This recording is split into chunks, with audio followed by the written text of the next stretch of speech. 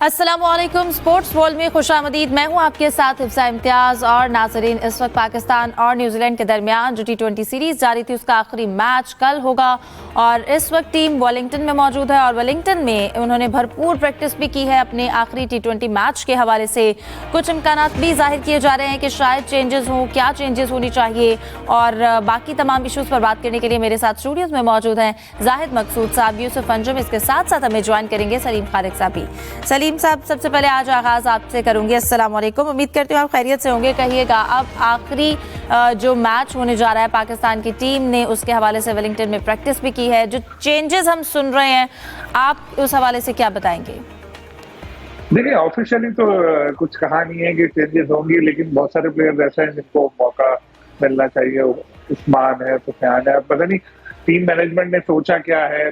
वैसे अब तो सीरीज हाथ से निकल चुकी है और 4 मैच बहुत होते हैं किसी की सलाहियतों को जांचने के लिए। तो एक मैच में जो बैठे हैं प्लेयर जिनको चांस नहीं मिला उनको भी खिला लें तो कोई हर्ज नहीं है। शाहिद आफरीदी ने भी कल इसी तरह का स्टेटमेंट दिया था कि शाहीन आफरीदी और शादाब खान को रेस्ट देना चाहिए। वैसे अब लग रहा है कि दोनों का रेस्ट तवील हो जाएगा क्योंकि उनकी परफॉर्मेंस सीरीज में काफी मायूस कुन रही और अब गालिबन जो सिलेक्टर्स हैं वो भी यही चाहेंगे कि ये लोग पहले और डोमेस्टिक क्रिकेट वगैरह खेले, जैसे PSL आने वाली है वहां पर खेल कर फॉर्म बहाल करें और फिर बाद में जब कोई वैसे भी बाद में मौका मिलता है, लेकिन देखना होगा कि अब इनको कितना रेस्ट कराते हैं। ये ना हो कि फिर फौरन एक आध मैच में परफॉर्मेंस के बाद ले आए, क्योंकि अब सब्र का पैमाना लबरेज होने लगा है शायकीन का भी। और जिस तरह शादाब टीम में आए थे उससे भी काफी क्रिटिसिज्म सामने आया था। तो अब देखते हैं कि टीम मैनेजमेंट क्या करती है। वैसे भी ये 3-1 हो चुका है, अब ये 4-1 नहीं होना चाहिए, 3-2 हो जाए तो थोड़ा सा बेहतर लगेगा। आगे पाकिस्तान को और भी क्रिकेट खेलनी है। पहले 2015 में जब सीरीज हुई थी तो भूत पड़ गया था पाकिस्तान टीम के पीछे, अभी शिकस्तों का भूत पड़ गया है पाकिस्तान टीम के। आपको पता है न्यूजीलैंड में क्या हुआ था 2015? क्या हुआ था 2015 में जब पाकिस्तान टीम वहां गई थी तो हारिस सोहेल पाकिस्तान के क्रिकेटर हैं। एक दिन वो बड़े शोर करते हुए उठे कि मेरे बैट किसी ने जोर जोर से हिलाया, लाइटें खुद ऑन ऑफ हो रही थी। उसके बाद उनको बड़ा तेज बुखार हो गया, एक मैच भी नहीं खेल सके वो। टीम मैनेजमेंट परेशान हो गई, बहुत बड़ा एक इशू बना था कि भूत पाकिस्तान टीम के होटल में आ गया। बाद में उस टीम के एक ऑफिशियल थे, उनसे मैंने पूछा तो उन्होंने भी बताया था कि जी ऐसा उनके कमरे में भी हुआ था कि लाइट्स जगबूझ हो रही थी और बड़ा खौफजदा सा माहौल था वहां पर। तो पता ये चला था कि जहां पर ये टीम होटल था वहां पर पहले कब्रिस्तान था कोई, उसके ऊपर टीम होटल बनाया था, तो इस वजह से हुआ था। ये बड़ा मशहूर किस्सा था। और अब मगर ये वो वाले भूत तो अब नहीं पाकिस्तान टीम के पीछे पड़ा, शिकस्तों का भूत पीछे लग गया। कहीं आपके गुफ्तगू टीम ना सुन ले, टीम पहुंची हुई है वेलिंगटन में। आप टीम को डरा रहे हैं? नहीं, उनको पता है, लाइट जला के सोते हुए बेचारे सारे। सही। आप जाहिद साहब, आपकी जानिब आऊँगी। जिस तरह की अभी हम यही बात कर रहे थे कि शायद तब्दीलियों का भी इम्कान है, फिर शायद आफरीदी की जानिब से जो स्टेटमेंट आई कि शाहीन और शादाब को आराम दिया जाए, आप इस हवाले से क्या कहेंगे? देखें, वेलिंगटन जो है ना, क्योंकि ये नो डाउट हर मैच जो है वो नया मैच होता है। यहाँ पे जो लास्ट मैच खेला गया वो ऑस्ट्रेलिया और न्यूजीलैंड के दरमियान था। 215 रन बनाए थे न्यूजीलैंड ने और 2024 में, और ऑस्ट्रेलिया ने वो चेज़ कर लिया था 4 विकेटों पर 216 रन बनाकर। इसमें कोई शक नहीं है कि हाई स्कोरिंग मैचेस हो रहे हैं। यहाँ पर इससे पहले 219 है जो हाईएस्ट स्कोर है, लेकिन जैसा पहले जिक्र किया जा चुका है क्योंकि पाकिस्तान एक मैच जीता है, 3 हार चुका है, सीरीज़ पाकिस्तान हार चुका है। बाकी जो प्लेयर्स हैं उनको सिर्फ सैर सपाटे के लिए साथ ले गए हैं, तो ज़्यादा बेहतर है कि उनको भी चांस मिलना चाहिए। उस्मान खान को अभी चांस नहीं मिला, उनका बहुत जिक्र भी किया जाता है। T20 वर्ल्ड कप में भी टीम के साथ गए थे, उसके बाद भी हमेशा टीम के साथ रहे, कभी वनडे में कभी T20 में। उमैर यूसुफ साथ हैं, उनको चांस नहीं मिला। शाहीन की परफॉर्मेंस की बात हो रही है तो उनकी जगह मोहम्मद अली जो हैं वो खेल भी चुके हैं, वो बाहर बैठे हैं। तो चेंजेस 1 या 2 बेसिकली वहाँ पे बॉलिंग कोच अजहर महमूद हैं, उन्होंने गुफ्तगू करते हुए कहा कि 1 या 2 चेंजेस का इम्कान है, या टीम मैनेजमेंट सोच रही है कि ये चेंज करनी चाहिए और कर देनी चाहिए। मेरा ख्याल है इससे क्या फ़र्क पड़ता है कि जाहिर है आप समझते हैं कि प्लेयर मेरिट पे हैं और उनको चांस मिलना चाहिए, तो टीम सिर्फ टूर करा कर वापस आ जाना। क्योंकि शादाब का बार बार जिक्र हो रहा है, जाहिर है 3 मैचों में गालिबन 3 रन हैं, 2 विकेटें हैं, तो PSL में वो इस्लामाबाद यूनाइटेड की तरफ से खेलेंगे। अपनी फॉर्म को बहाल करें, अपना वक्त के बेहतरीन खिलाड़ी हैं, ऑलराउंडर हैं, फॉर्म बहाल होती है तो टीम में वापस आ जाएं। तो बेहतर तो मेरे ख्याल में है कि ये 2 चेंजेस करनी चाहिए टीम में, क्योंकि सिर्फ सैर सपाटा करके वापस ले आना, प्लेयर्स को भी मायूसी होती है बाहर बैठ कर, उनको अगर खेलने का मौका ना दिया जाए तो। बिल्कुल। न्यूजीलैंड का सैर सपाटा भी बड़ा जबरदस्त होता है। जी क्या कहा आपने सलीम साहब? मैंने कहा न्यूजीलैंड का सैर सपाटा भी बहुत जबरदस्त होता है, बहुत बहुत खूबसूरत मुल्क है। जो प्लेयर गए हैं वो भी मायूस नहीं होंगे। चले खाली हाथ तो नहीं आएंगे ना। सैरो तफरी हो जाएगी। ये न्यूजीलैंड के जाने की बड़ी ख्वाहिश है। सलीम साहब ने आज दूसरी बार न्यूजीलैंड की बड़ी तारीफ की है। वैसे नो डाउट एक अच्छा और खूबसूरत मुल्क है। तो यूसुफ साहब, हम यही चाहते हैं कि एक अच्छे खूबसूरत मुल्क से खूबसूरत यादों के साथ टीम वापस आए, और अब ये 4-1 से सीरीज खत्म नहीं होनी चाहिए। एटलीस्ट कल का मैच पाकिस्तान को जीतना चाहिए ताकि 3-2 का फिर भी कुछ तसल्ली रहे। देखिए हिफ्ज़ा, बिल्कुल ऐसा ही होना चाहिए। हम सब की बतौर पाकिस्तानी यही ख्वाहिश है कि पाकिस्तान की टीम अच्छे नोट के साथ इस सीरीज़ का अख्ताम करे। इतनी तौर पर नौजवानों के लिए बड़ा बेहतरीन मौका था, उनको फराहम किया गया था ख़ुद को आजमाएँ। किसी ने एक आदमी आजमाया, ख़ुद को अपना साबित भी किया कि वो अच्छा फ्यूचर में जा सकते हैं, लेकिन बाज़ की जो किस्मत ने साथ नहीं दिया कह सकते हैं। और कल के मैच में यकीनी तौर पर लगता है कि शहीन शाह अफरीदी को रेस्ट करवाया जाएगा, शादाब खान को रेस्ट करवाया जाएगा, और नए खिलाड़ियों को जो बेंच पर बैठे हैं उनको मौका दिया जाएगा। जहाँ जहाँ टीम में तब्दीलियों की बातें हो रही हैं वहाँ पर मैं आपको थोड़ा सा ये भी अपडेट कर दूँ कि अब कोचिंग में भी तब्दीलियाँ लाने की बातें शुरू हो गई हैं पीसीबी की राहदारियों में, और इस बात की कंफर्मेशन मुझे हो चुकी है कि 2 जो पीसीबी के आला फैसला साज हैं उन्होंने अब सोचना शुरू कर दिया कि आकिब जावेद की जगह पर अब गैर मुल्की कोचेज़ के साथ टीम को आगे बढ़ाया जाए। और एक को जो डायरेक्टर थे उनका तो ये भी ख्याल था कि सिर्फ पाकिस्तानी कोचेज़ नहीं रखने चाहिए, बल्कि जो पूरा कोचिंग पैनल वो सारे का सारा गैर मुल्की खिलाड़ियों पर, गैर मुल्की जो माहिरीन उन पर ही मुश्तमिल हो।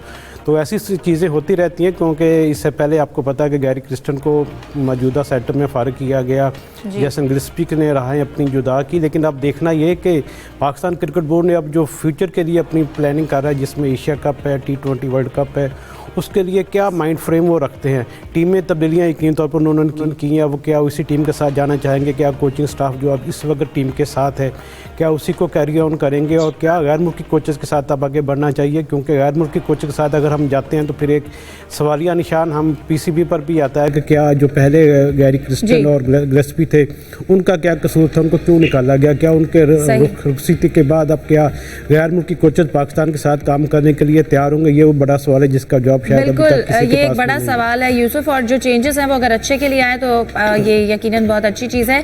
सलीम साहब, जैसे कि यूसुफ ने कहा कि गैर मुल्की कोचेस जो हैं वो अग्री करते हैं पाकिस्तानी टीम के साथ, मैनेजमेंट के साथ काम करने के लिए। इसके साथ साथ हमारे बॉलिंग कोच अजहर महमूद की जानिब से भी बयान सामने आए अगेन कि हमें हार से सीखना है और हम किसी टूर्नामेंट से बाहर नहीं हुए हैं, सिर्फ सीरीज़ हारी है।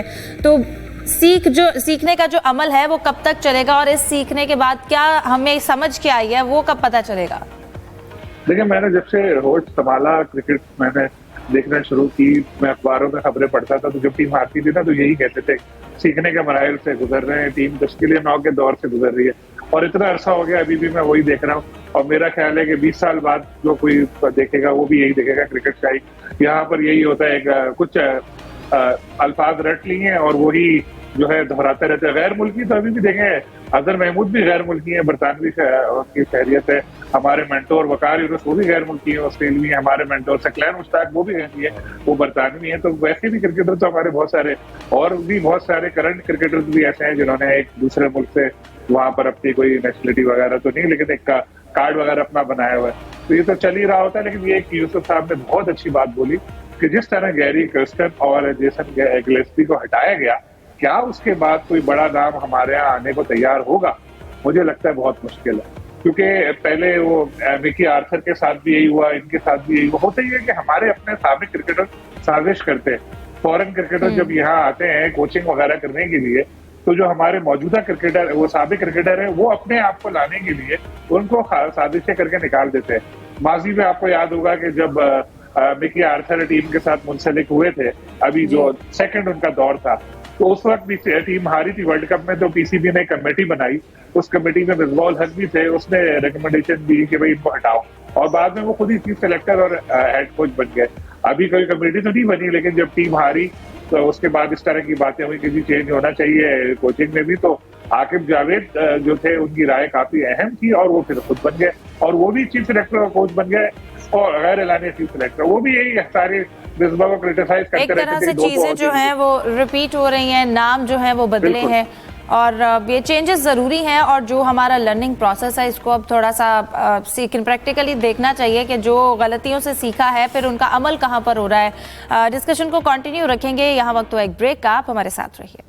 यूसुफ साहब, आपसे पूछना चाहूँगी, अब T20 सीरीज़ का तो आखिरी मैच है, इसके बाद अब वनडे स्क्वाड अनाउंस कर दिया है न्यूजीलैंड ने और चैंपियंस ट्रॉफी वाले तकरीबन 8 खिलाड़ी शामिल है, लेकिन इसके साथ साथ एक पाकिस्तानी डोमेस्टिक क्रिकेटर का बेटा भी शामिल है, उसके हवाले से क्या बताएंगे आप? जी फिजा, बिल्कुल ये कोई नई बात नहीं है। इससे पहले भी बहुत सी ऐसी मिसालें हैं कि जो पाकिस्तान से पैदा हुए पाकिस्तान में लेकिन खेले हुए दूसरे ममालिक की जानब से। वैशा कराची में पैदा हुए, इंग्लैंड की उन्होंने नुमाइंदगी की। सिकंदर रज़ा सियालकोट में पैदा हुए, जिम्बाब्वे की तरफ से खेल रहे हैं।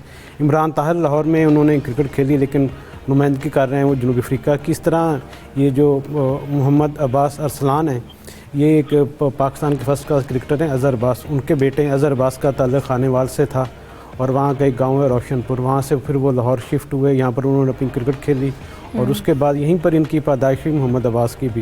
मोहम्मद अब्बास जब 1 साल के थे तो फिर पूरी फैमिली के साथ फिर उनके वालिदैन वहाँ शिफ्ट हो गए थे न्यूजीलैंड में। अब्बास ने वहाँ पर तकरीबन 2.5 साल से पहले क्रिकेट का आगाज़ किया। वहाँ पर डोमेस्टिक मैचेस में उन्होंने हिस्सा लिया। कोई बहुत ज़्यादा अगर ये कहा जाए कि बहुत उनकी परफॉर्मेंस का ग्राफ इतना बड़ा था कि उनको पिक किया, ऐसा नहीं है। इतने बस आप कह सकते हैं कि तसल्ली बख्श उनकी परफॉर्मेंस थी, लेकिन चूँकि अब तमाम टीमें हैं वो अपने सीनियर खिलाड़ियों के साथ नौजवानों को भी सामने ला रही हैं, क्योंकि 2026 का T20 वर्ल्ड कप है। उससे पहले एशिया कप में भी लोगों को मुख्तलिफ ममालिक अपनी टीमों को आजमा रहे हैं, जिस तरह पाकिस्तान ने कम्बिनेशन आजमाया।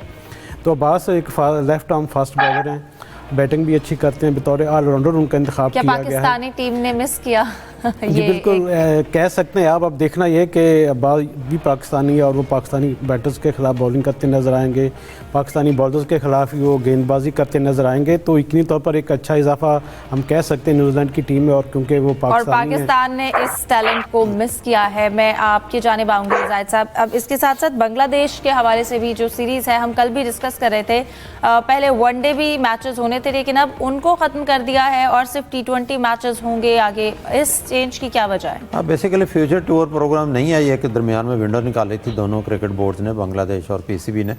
इसके दौरान मई में आएगी बांग्लादेश की टीम, क्योंकि अभी दौरा न्यूजीलैंड के बाद PSL स्टार्ट हो जाएगी। PSL के बाद बांग्लादेश ने आना। पहले 3 वनडे और 3 T20 से शेड्यूल किया गए थे, अब जो है उनको 5 T20 में कर दिया गया, क्योंकि इसके बाद एशिया कप फिर वर्ल्ड कप तमाम टीमें जो है T20 की तैयारी में लगी हुई हैं, तो इसलिए उनको T20 में मुंतकिल कर दिया गया। अब बांग्लादेश की टीम जो है यहाँ पे T20 मैचेस खेलेगी। सही।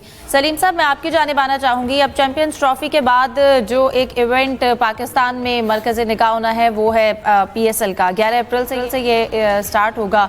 अब इसकी रिप्लेसमेंट ड्राफ्ट मुकम्मल हो गया है, डेविड वार्नर को कप्तान बना लिया है कराची किंग्स ने। तो आप ये जो टीम्स अब इस वक्त बनी हैं और जो सिनेरियो है, आप इस हवाले से क्या कहेंगे? देखिए, मुझे एक चीज थोड़ी सी तशवीश में मुब्तला कर रही है कि देखिए, वैसे ही IPL के साथ विंडो क्लैश हुई तो बहुत सारे जो क्रिकेटर यहाँ आते थे हमारी भी खेलने, वो चले गए, जिसमें राशिद खान जैसे प्लेयर हैं जो खेलते थे यहाँ आके। एक ये मसला हुआ था, लेकिन अब दूसरी चीज ये हुई है कि पता नहीं इंडिया जानबूझ के कर रहा है, मुझे तो ऐसे ही लग रहा है कि जानबूझ के कर रहा है कि जो प्लेयर रह गए थे पिक होने से उनको भी वहां पे किसी न किसी बहाने से बुला रहे हैं, किसी को एज ए एक्सपर्ट बुला रहे हैं, किसी को एज ए रिप्लेसमेंट बुला रहे हैं। तो ये चीज जो पाकिस्तान के लिए ये ठीक नहीं है। इसका खदशा पहले ही था, लेकिन अब ये देखने में आ रहा है। वैसे ये इवेंट हमारा बहुत बड़ा है और हमारे इसमें अपने प्लेयर्स भी हैं, वो भी जब खेल रहे होते हैं तो उसमें लोग बहुत इंटरेस्ट लेते हैं, क्योंकि इसकी ब्रॉडकास्टिंग और सारी चीजें जो है वो बिल्कुल एक इंटरनेशनल मैच की तरह ही होती है। तो होपफुली इवेंट तो कामयाब रहेगा, लेकिन फॉरेन स्टार्स जो है वो भी आना जरूरी है। तो PCB को इस तरफ जरा थोड़ा नजर रखनी चाहिए कि हर रोज। पहले बांग्लादेश ने भी अपने प्लेयर्स को मना कर दिया, लेकिन अब 3 प्लेयर्स को NOC जारी कर दिया है PSL के लिए। देखिए, NOC जारी किया था ना जिस दिन, उसी दिन PCB का वो प्रेस रिलीज आया कि ये रिप्लेसमेंट ड्राफ्ट है और उसमें बांग्लादेशी प्लेयर्स के नाम भी थे। तो मुझे लग रहा है कि शायद कुछ मैचेस के लिए वो हो, ऐसा होगा, कुछ इस तरह का चक्कर होगा। अच्छा, एक बात अगर आप मुझे इजाजत दें तो मैं इसमें इजाफा करूं, जो उन्होंने अब्बास के बारे में, बस टाइम थोड़ा शॉर्ट है, पर छोटा सा शॉर्ट ही मैं बता रहा हूँ कि पाकिस्तान से बाहर जो पाकिस्तानी रह रहे होते हैं ना, ऑस्ट्रेलिया में, इंग्लैंड में, मैंने वहां देखा है कि उनको एक मकसद होता है बहुत सारे लोगों का कि हमारा बेटा क्रिकेट खेले, क्रिकेटर बने। तो वो उसके लिए बहुत मेहनत करते हैं और उनको अकेडमीज में मुख्तलिफ लेके जाते हैं, अपने काम खत्म करते हैं, अपने बच्चों को लेके घूम रहे होते हैं वो। तो इसी वजह से आपको नजर आ रहा होगा इंग्लैंड में भी बहुत सारे पाकिस्तानी आ रहे हैं, ऑस्ट्रेलिया में कुछ आए, अब न्यूजीलैंड से भी आने लगा। तो शायद जो ख्वाब उन लोगों ने देखा होता है अपनी आंखों में कि हम क्रिकेटर बने, लेकिन रोजगार की वजह से वो छोड़ने पड़े थे ख्वाब, फिर वो ख्वाब अपनी औलाद से पूरा करवाने की कोशिश करते हैं। बिल्कुल। और ये भी कहा जा सकता है कि ठीक है अपनी औलाद से ख्वाब पूरे करवाने, लेकिन फिर भी ऐसा क्यों है कि वो टैलेंट दूसरे मुल्कों में जा रहा है? अगर ये पाकिस्तान में ही खेलता, पाकिस्तानी टीम की नुमाइंदगी करता, तो ये बहुत ज़्यादा अच्छा होता। लेकिन इन चीज़ों पर और बहुत सी ऐसी चीज़ें हैं मैनेजमेंट के हवाले से जिन पर काम करने की ज़रूरत है। प्रोग्राम का वक्त खत्म हो गया है। तमाम मेहमानों को बहुत शुक्रिया। अल्लाह हाफ़िज़।